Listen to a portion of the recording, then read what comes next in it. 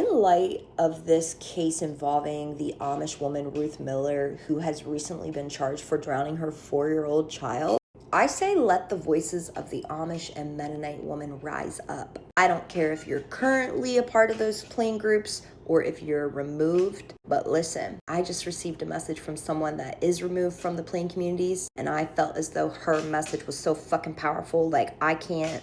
She basically said, I kind of want to write Ruth Miller a letter, not justifying or even condemning, what she's done, because that seems to be the two camps that people are in. They're justifying what she's done or they're condemning. She was like, I just want to write her a letter and sit with her in her pain and let her know that I see her pain for what it is. I see what drove her to this. And then the last part of the message that just shook me to my core because I really related to it on a personal level. This individual goes, I kind of feel guilty that I got out of the plain communities because there's a side of me that feels as though if I wouldn't have gotten out, I would be her.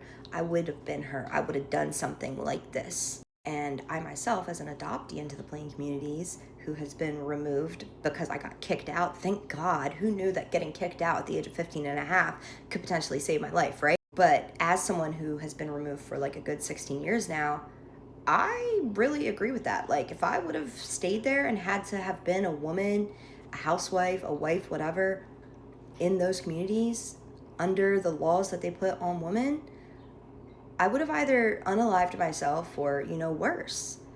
And before you attack me and be like, oh, you're a fucking crazy bitch. No, this is how they make you as a woman live in those fucking settings. I had another friend message me and they made the statement that just because you're ordained doesn't mean that you are qualified to give mental health help, which if you watch my original video on this Ruth Miller situation just from earlier today, you will find me talking about how I don't think that the judge making his decision to deny bail based off of Ruth not listening to the bishop, I think that was a terrible ruling. I don't think that should have came out of his mouth. I think that it was heavily indicative of the fucking ignorance with which law enforcement work under when it comes to these people. Anyways, I'm gonna log off now because this shit's pissing me off.